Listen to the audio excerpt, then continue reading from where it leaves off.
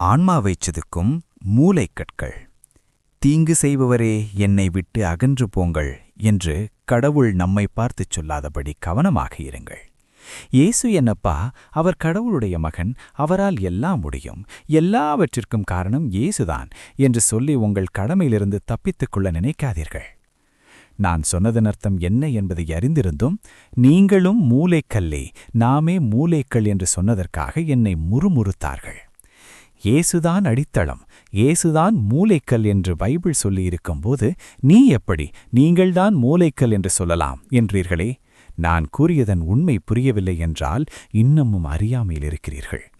இதே நிலையில் நீடித்தீர்கள் என்றால் உங்கள் வாழ்க்கையில் ஏற்படும் பல்வேறு இன்னல்களுக்கும் நெருக்கடி மற்றும் துன்பங்களுக்கும் நீங்களே காரணம். இயேசு கிறிஸ்துதான் மூலைக்கல் என்பது எத்தனை உண்மையோ அதேபோல மனிதர்கள் யாவரும் அவரவர் கடமைகளில், அவரவர் வேலைகளில், அவரவர் தொழிலில், அவரவர் படிப்பில், ஒருவரோடு ஒருவர் கொண்டிருக்கும் நட்புறவில், அன்றாட உள்ள ஒழுக்க முறைகளில் மூலைக்கல்லாக இருந்து செயல்பட வேண்டியது ஒவ்வொரு தனிப்பட்ட மனிதனுடைய கடமை என்பதை மறந்துவிட வேண்டாம். வாழ்க்கையில் நாம் செய்யும் பல்வேறு தவறுகளுக்கு இயேசுவை காரணம் காட்டி ஒதுங்க முடியாது. உலகத்தினர் கொண்டிருக்கும் மடமை என்கிற இருளை போக்கத்தான் இயேசு கிறிஸ்து மானிட மகனாக வந்தார். இன்று இந்த உலகம் பல்வேறு துறைகளில் வளர்ந்திருக்கிறது என்றால், இன்னும் மனிதேவியம் காக்கப்படுகிறது என்றால் அதற்கு முழு காரணம் இயேசு கிறிஸ்துதான்.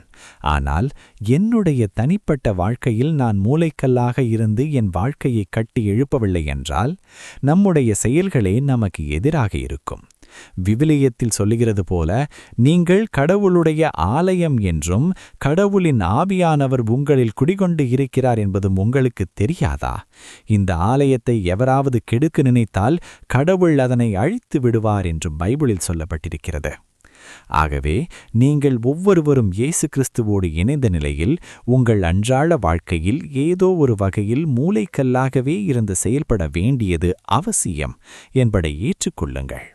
இயேசுவோடு இணைந்த நிலையில் நாமும் மூலைக்கல்லாக இருந்து நம்முடைய ஆன்மாவை கட்டி எழுப்ப வேண்டும். அப்படியெல்லாம் என்னால் செய்ய முடியாது, இயேசுவே எல்லாவற்றையும் கட்டி எழுப்பட்டும் என்று சொல்வீர்கள் என்றால் இறுதி நாளில் நீங்கள் எத்தகையவர்கள் என்பதை காட்டிவிடுவீர்கள். விவிலியத்தில் மேலும் சொல்லப்பட்டிருப்பது, என்னை பார்த்து ஆண்டவரே ஆண்டவரே என்பவரெல்லாம் விண்ணரசிற்குள் நுழைய இயலாது. நான் சொன்னதை செய்யாது ஏன் ஆண்டவரே என்கிறீர்கள்? நான் உங்கள் ஆண்டவரும் கடவுளுமாக இருக்கிறேன் என்றால் நான் சொன்னதை செய்யுங்கள் என்று இயேசு கிறிஸ்து கூறுகிறார். அப்போஸ்தலராகிய புனித பவுல் கூறுகையில், ஒவ்வொருவரும் இயேசு கிறிஸ்துவோடு இணைந்த நிலையில் ஆன்மாவை கட்டி எழுப்பும் கட்டிடப் பணியாளர்களாக இருக்கிறோம் என்று.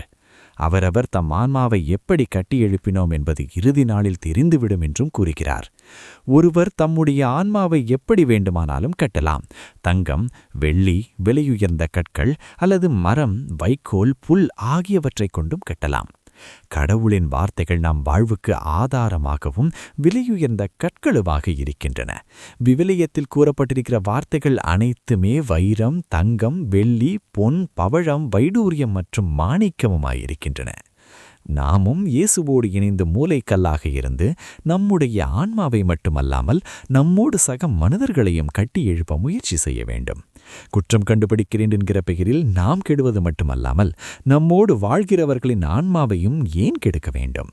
பெற்றோர் வார்த்தைகளையும் கேட்க மாட்டேன், உற்றார் உறவினர்களின் வார்த்தைக்கு மதிப்பளிக்க மாட்டேன், என்னிலும் மூத்தவர்களுடைய வார்த்தைக்கு மதிப்பு கொடுக்க மாட்டேன் என்ற எண்ணம் இருக்குமானால் அவர்களை பார்த்து பைபிள் என்ன கூறுகிறது என்றால், ஒரு காலம் வரும், அப்பொழுது ஐயோ, அறிவுரை கேட்க மறுத்தேன், மூதாதையரின் வார்த்தையை புறக்கணித்தேன், என்று நான் மீளா துயரில் ஆழ்ந்து கிடக்கிறேன் என்று தனிமையில் புலம்ப நேரிடுவதாக விவிலியம் குறிப்பிடுகிறது.